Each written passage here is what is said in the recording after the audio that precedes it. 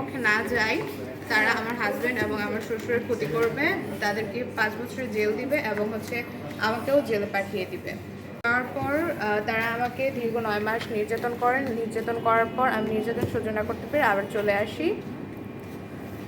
চলে আসার পর দেন যেহেতু আমার বিয়ে হয়েছে, আমি চলে আসছি, আমার সংসার করছিলাম। তারা আবার আমার বিয়ে ঠিক করে।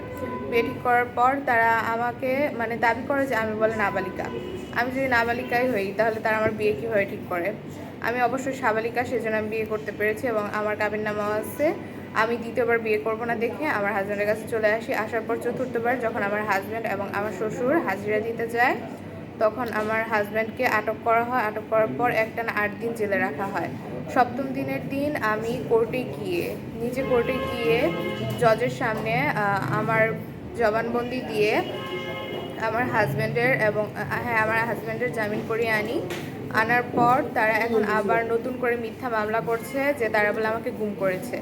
তারা আমাকে গুমও করেনি। আমি আমার নিজ ইচ্ছায় 4 বার করে এসেছি।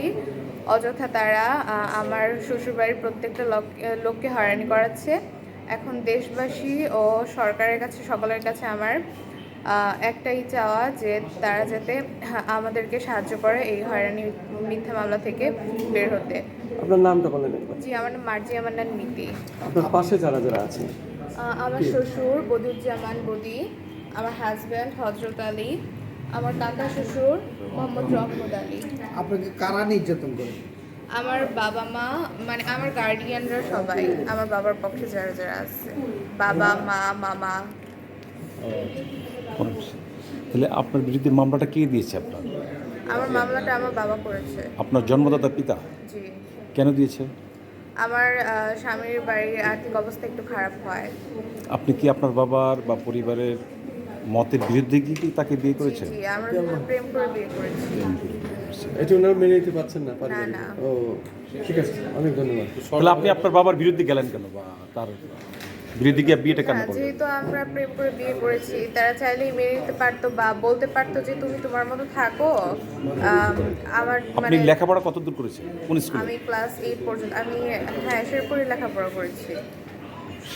শেরপুর? জি, Sherpur government girls high school লেখাপড়া করেছেন।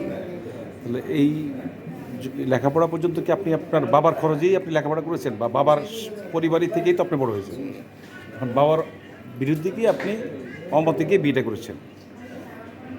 মানে হচ্ছে কি, আমরা দুইজন রিলেশন করে বিয়ে করি, দেন তাদের পারিবারিক অবস্থার জন্য আমার বাবা মা কেউই মেনে নিচ্ছে না। নেওয়ার পর তারা তাদের বিরুদ্ধে মানে মিথ্যা হয়রানি করাচ্ছে। ধন্যবাদ।